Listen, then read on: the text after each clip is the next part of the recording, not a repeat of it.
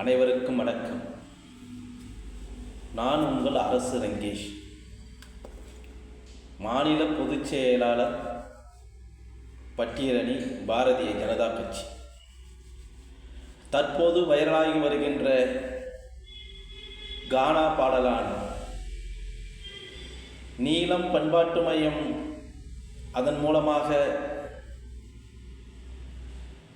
பட்டியலின சமுதாய மக்களை வைத்து படமெடுத்து பிழைப்பு நடத்துகின்ற ரஞ்சித் அவர்களால் வெளியிடப்பட்ட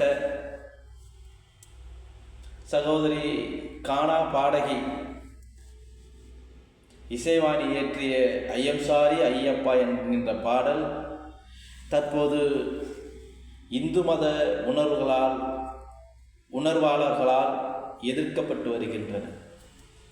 அதற்கு என்னுடைய முழு ஆதரவையும் தெரிவித்துக் கொள்கின்றேன்.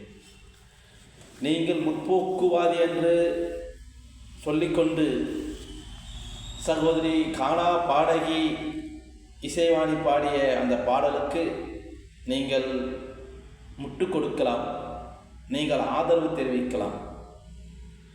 அது எவ்வளவு பெரிய அபத்தமான செயல் என்பதை நீங்கள் புரிந்து கொள்ள வேண்டும். ஒருவருடைய நம்பிக்கையை இழிவுபடுத்துகின்ற போக்கில் ஒரு பாடல் வெளிவருகிறது. அதில் ஒரு வரியாகட்டும் இல்லை ஒட்டுமொத்த வரியாகட்டும், ஒருவரை, ஒரு மதத்தை சார்ந்தவரை, ஒரு மத அடையாளத்தை, ஒரு மதத்தினுடைய கோட்பாட்டை, ஒரு மதத்தினுடைய நெறியை, ஒரு மதத்தினுடைய ஆன்மீக விதியை கொச்சைப்படுத்துவது என்பது வாடிக்கையாகிவிட்டது.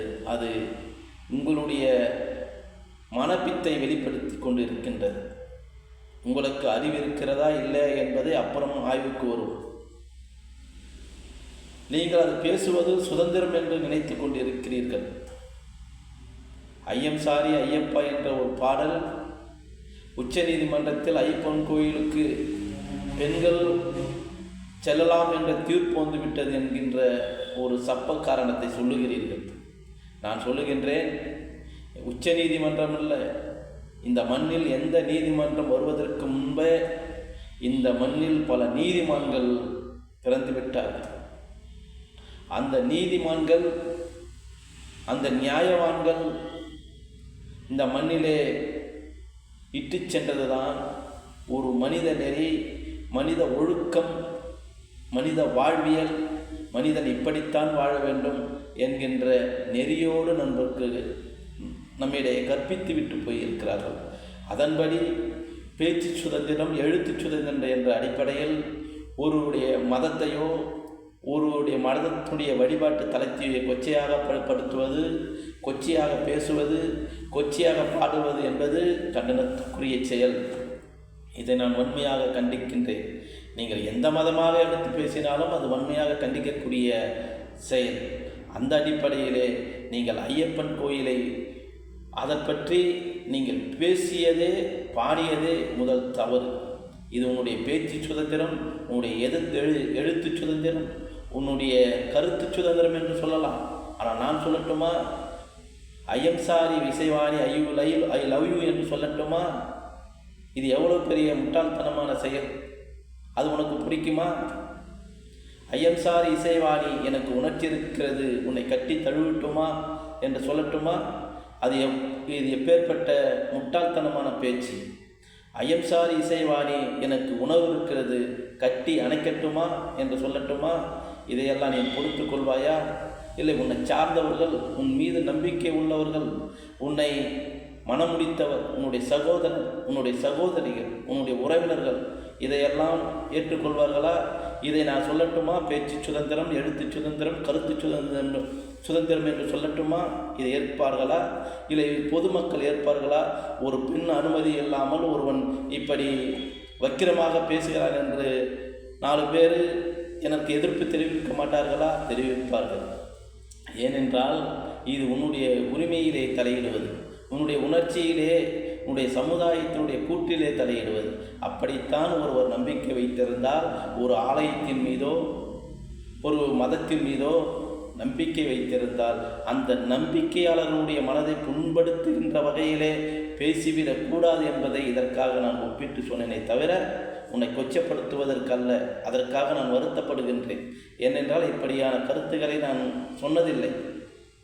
நான் இந்த மக்களை நான் பாரதிய ஜனதா கட்சி எனக்கு அப்படி கற்பிக்கவும் இல்லை. மக்களை பெண்களை பெண்களாக பார்க்க வேண்டும், பொதுமக்களுக்கு நன்னெறி செய்ய வேண்டும் என்பதை எங்களுக்கு கற்பித்திருக்கிறார்கள். எந்த மதத்தையும் துவேசிக்க கூடாது என்கின்ற கருத்தையும் நான் உள்வாங்கி இருக்கின்றேன். அந்த அடிப்படையில் சொல்லுகின்றேன்.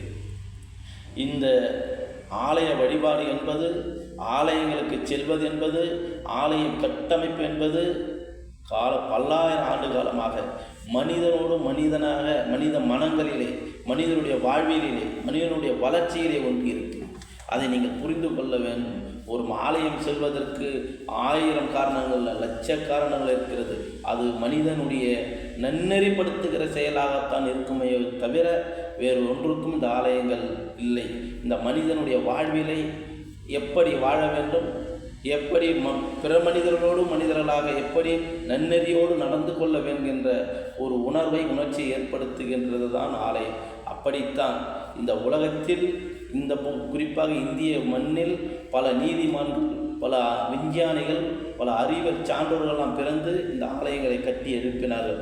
அந்த ஆலயங்கள் கட்டி அமைப்பதற்கு, சிந்திப்பதற்கு முன்பாகவே அவர்கள் இப்படிதான் ஆகம விதி இருக்க வேண்டும், இப்படிதான் இவர்கள் வர வேண்டும், இந்த மனிதர்கள் வர வேண்டும், பெண்கள் வரக்கூடாது என்கின்ற சிறு தெய்வ வழிபாட்டிலும் அதனுடைய கலாச்சார பண்பு இருக்கிறது. அதுபோல் தான் ஆகம விதிப்படி பெரிய கோயில்களிலும் கட்டமைத்திருக்கிறார்கள். நீங்கள் நேற்று உச்ச நீதிமன்றம் தீர்ப்பு வந்துவிட்டது, நான் ஏன் வரக்கூடாது என்பது சொல்வதெல்லாம் மிகப்பெரிய அபத்தமான செயல். ஏனென்றால் அதனுடைய மதத்தினுடைய நம்பிக்கையாளர்களை, மதத்தினுடைய ஏற்பாளர்களை, அந்த மதத்தை பின்பற்றுபவர்களை, அந்த ஆகம விதியை பின்பற்றுபவர்களை, அந்த நெறியை பின்பற்றுவர்களை நீங்கள் அவமதித்து பாடுகிறதாக நாங்கள் கருதுகின்றோம். ஐயம் சாரி ஐயப்பா என்கின்ற அந்த ஒரு சொல் மிகப்பெரிய கண்டனத்துக்குரிய பாடலுடைய வரியாக உங்களுக்கு நாங்கள் எடுத்து புரிய வைக்கின்றோம். தயவு செய்து உங்களிடம் ஒரு வேண்டுகோள் வைக்கின்றேன். பொதுமக்களிடம், ஆன்மீக பற்றாளரிடம், அதை ஐயப்பன்களுடைய பக்தரிடம், அதை நம்புகிறவரிடம் நீங்கள் மன்னிப்பு கேட்டாக வேண்டும் என்பதை தெரிவித்துக் கொண்டு, உங்களுக்கும் உங்களுடைய பாடல்களுக்கும், அந்த பாடலை வெளியிட்ட நிறுவனத்திற்கும், உங்களுக்கு ஆதரவாக குரல் கொடுக்கின்ற அனைவருக்கும் என்னுடைய கண்டனத்தையும் வருத்தத்தையும் தெரிவித்துக் கொள்கிறேன். இனிவரு காலங்களில் இது போன்ற பாடல்களை யார் மனதையும் புண்படுத்துகிற அளவிற்கு நீங்கள் பாடக்கூடாது என்பதை தெரிவித்துக் கொண்டு கொள்கிறேன். நன்றி.